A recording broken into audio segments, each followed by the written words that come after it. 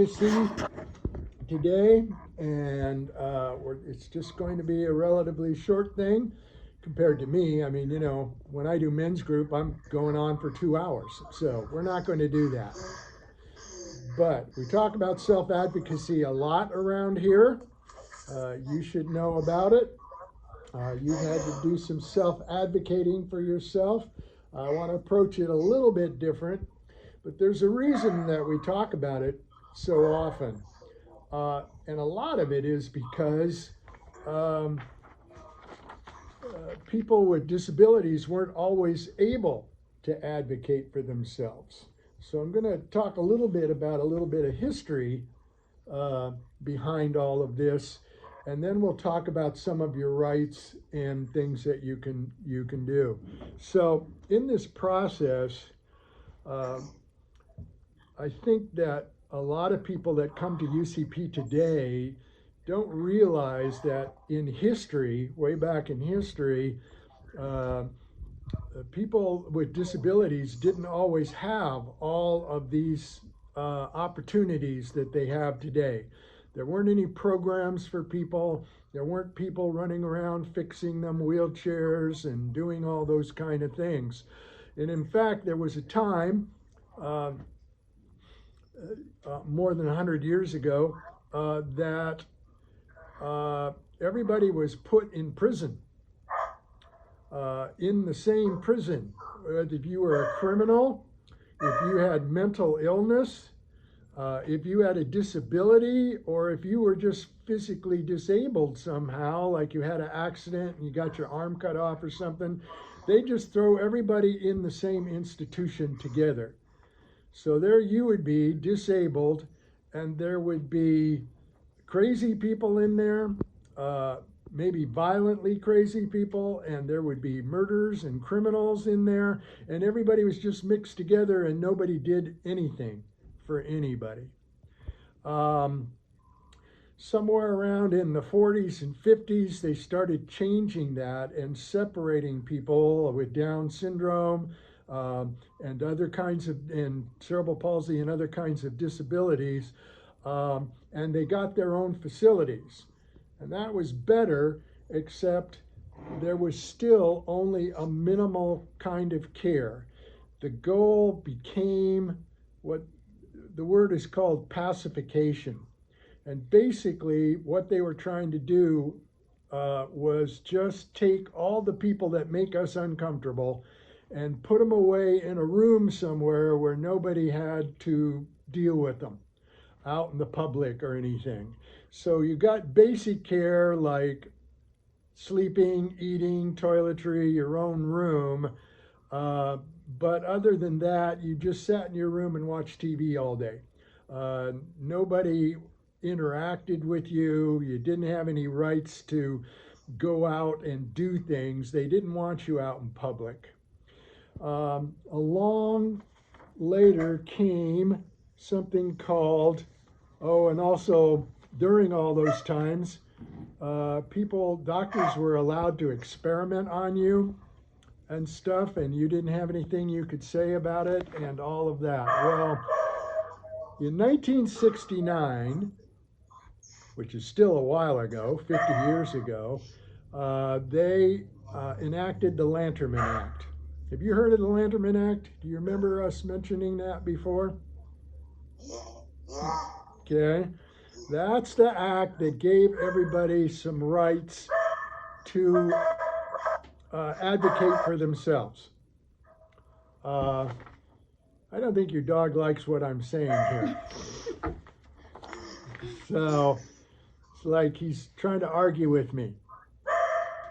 Are you going to argue? Yes. Oh, well, maybe he's saying yes. Are you going to argue with me, Rachel? Or are you going to let your dog do it? Self-advocacy. You can argue for yourself. You don't have to have your dog do it, okay? So, the Lanterman Act made it possible for people to start realizing and treating people with disabilities like any other citizen, like any other person.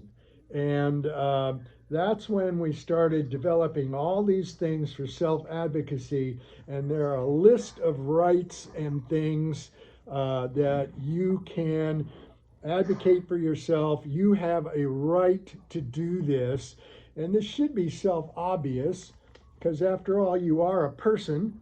You should have the same rights as any other person. Um, and there's a bunch of them, and I like to break them down into two different categories. And we're going to talk a little bit about rights from each category today. We're not going to cover all of them because we'll do this again in a month or so. But I think they can be broken down into specific rights and what we could call philosophical rights. In other words, I'll explain philosophical rights a little better as we get to that. Specific rights are specific things that you have a right to, physical, absolute things. So, like one of the first of them is you have the right to wear your own clothes. You don't have to wear those hospital bed sheets where you can see your butt in the back and things like that. You're not in a medical hospital right now. You can wear your own clothes. You don't have to do that. You don't have to wear things if you are in that position. You can go shopping and at Target or wherever you like and go buy your own kind of clothes. Like you don't have to wear Goodwill yoga pants and things like that if you don't want to. You can wear a nice blouse and you can wear a skirt if you want to. You can wear what you like to wear, right? Yeah, that's one of the things. So, in doing those rights, you should be able to pick your clothes out in the morning if you'd like. And of course, you have to remember you also have to get your clothes washed. Can't we keep wearing the same dirty clothes all the time? And if you don't have any clothes left in your drawers, then you can't pick any clothes. You have to wash your clothes so that you'll have clothes to pick from, right? Now, this bears the question, are there any limits on this kind of right? Can you wear purple socks if you want to? Yeah, okay. It would match your outfit today. Can you wear a beanie on your head if you want to? All right. Can you come to programs stark naked? No. See, you have a right to pick your clothes, but you don't have a right to violate the laws that already exist. And it's against the law to run around without any clothes on. Okay? You could be arrested. So the Lanterman Act doesn't give you the right to violate regular laws, but it does give you the right to choose things for your own personal self. And so, yes, you can wear public clothes. Purple socks or a green beanie on your head or whatever you want. But no, you cannot violate other laws like you've got to wear some clothes. Everybody has to wear clothes in society. Okay? What's another one?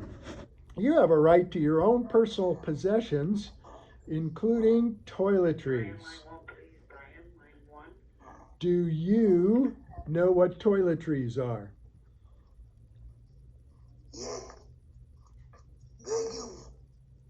Give me an example of personal toiletries. And it's not the toilet.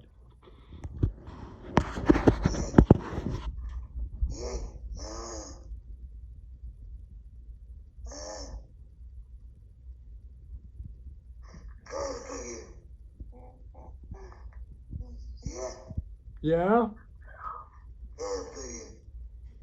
I'm not sure what exactly that you are doing, but I think you may be in the ballpark. Toiletry items are things that you do to take care of yourself in the morning. Do you brush your teeth? Yeah, you can brush your teeth. That means you have a right to have your own toothbrush and your own kind of toothpaste if that you like the flavor of. Um, you don't have to use other people's toiletries. You don't have to use other people's hairspray. You don't have to have other people's soap. You don't have to use other people's perfume. You can have your own things in the area of toiletries, the things you do to freshen up in the morning, the things you need for taking a shower, things you need for washing your face and brushing your teeth when you get ready in the morning. Those things are toiletry items that you use in the bathroom, and you have a right to your own ones. You don't have to borrow other people's. You don't have to use somebody's perfume that you don't like, or that they just buy one bottle of perfume in a house with 15 people and everybody has to use the same perfume. I guarantee you, I would not be using the same perfume as that you use, right? Right.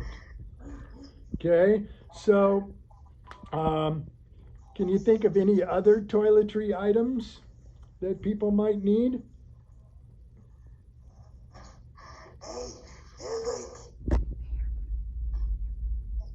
A comb and a brush. Yeah. Maybe even a razor sometimes, especially guys need a razor, but girls do use a razor on their legs sometimes or under their arms. They have lady razors. You could have your own lady razor. You don't have to borrow somebody else's. Especially, you don't have to borrow the guy's razor. That's just weird. Do you have a beard? No, so you don't have to have a razor for a beard. Yes, you are a girl. So, you get to do that. There we go. All right, one more. You get a reasonable amount of money. I know your parents take good care of you with stuff, but the Lanterman Act, not everybody is in a home situation quite like you are. Some people have to don't have any relatives that are helping them. So, but even if they live in one of the homes, they still have a right to have some of their own money. Especially, of course, the people in HAB, they make money and they get to keep that money. The institution doesn't get to take their money.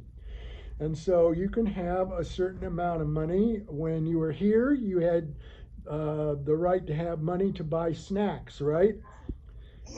If you wanted potato chips on a break, you could have potato chips, couldn't you? You're allowed to buy that and have that. Sometimes in the Lanterman Act is referred to as canteen items. A canteen is kind of a military term. It doesn't just mean that little bottle that you drink water out of when you're out in the desert. That's a canteen. But in the military, the canteen was the snack shack, the place that you could go hang out when you were on a break. And the canteen usually had something to drink, maybe sandwiches, ice cream, snacks, and things like that. You have a right to get those canteen items. In our case at UCP, we had a soda machine, right? You could get water from the soda machine. You could get tea. You could get Pepsi. You could get Diet Pepsi. And Coke. Absolutely. And then we had the snack machine. You had potato chips, you had candy bars, you had all of that. That's our canteen. And in fact, before all of this lockdown, you guys even got coffee in the morning if you wanted it, huh? During your break. Yeah, Margot would fix all the coffee and everybody could have coffee the way they wanted. This is your right to have the ability to obtain these kind of things. You can have a break and you can have a snack just like anybody else. Just because you have a disability doesn't mean you don't have a right to that. Okay? I'm going to move to one. Did I get them all? I don't think I brought the paper, but it doesn't matter. I'm going to move to one philosophical right. Now, those are specific rights. Those are very specific things you can have, right? These are things you can hold in your hand. You can hold a toothbrush in your hand, right? You can hold a candy bar in your hand. You can hold your comb in your hand. These are very specific things. But there are also rights that we could call philosophical rights. They're not things that are material, they're not things you can hold in your hand. They are ideas that are important to us because we're all people who believe in these things and need these things. And the first philosophical right, Rachel, on this thing is called the right to dignity. Okay? Dignity, right. Everybody has the right to be treated in a fair and dignified way. That means that people have a right to not be bullied. People have a right in this country not to be made fun of. People shouldn't be laughing and pointing at you if you're waiting for a bus. Things like that. It's against human principles in many ways and situations. It's actually against the law to do this. You have the right not to be harassed. You have the right not to be um, uh, being mocked because you're different than other people. Everybody's different from everybody, and we're not in the business of making fun of people because they're different. So that's part of your dignity.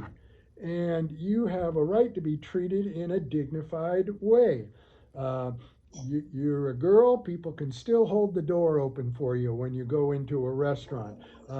People can say hello and treat you just as a normal people. It's just been something we've had to re-educate society about, that disabled people are still people. You're still people, right? You didn't turn into a puppy during the lockdown, did you? You, no, you have a puppy, but you didn't turn into a puppy. You're still people. And so I'm going to treat you like a worthwhile people, a worthwhile person, just the same as anybody else. And that stands true for all of us. Just because you're not a movie star doesn't mean that you don't deserve some dignity. Just because you're not a super sports hero doesn't mean you don't deserve to be treated with dignity. Uh, Everybody should be treated the same in that respect. And that was not true for people with disabilities for a long, long time. Now we're going to treat you like people. We're going to treat you like an adult. We're going to give you a sense of dignity. Um, Let me close with the limitations on this for this one, and that is um, self advocacy, the Lanterman Act. All this means you have certain rights, right? Are there any limits to these rights?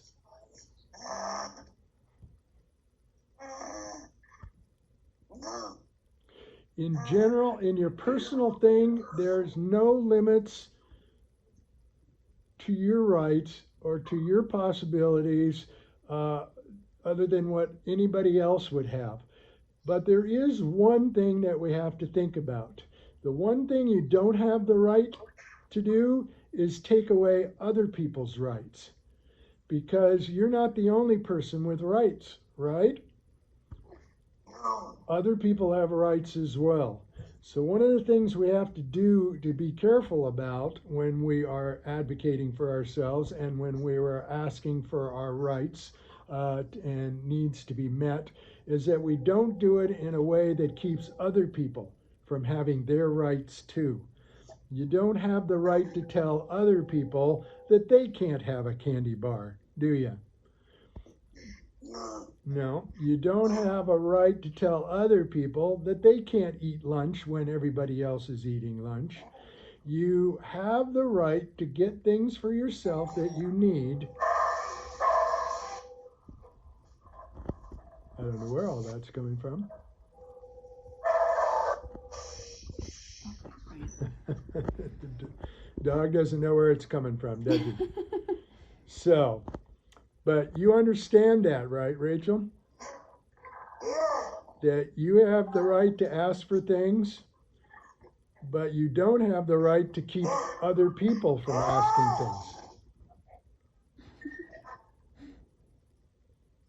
things. Is your dog trying to talk to you too? Okay.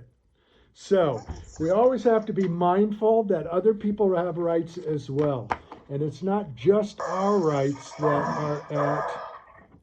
are at stake here, but it's everybody's rights. You have these same rights as everybody, and they have the same rights as you. So that's an important thing to remember when we talk about self-advocacy. When I come back to do this talk again next month, we'll talk more about some specific rights, and we'll talk about some general philosophical rights. There's a whole bunch more rights you have besides what we talked about today.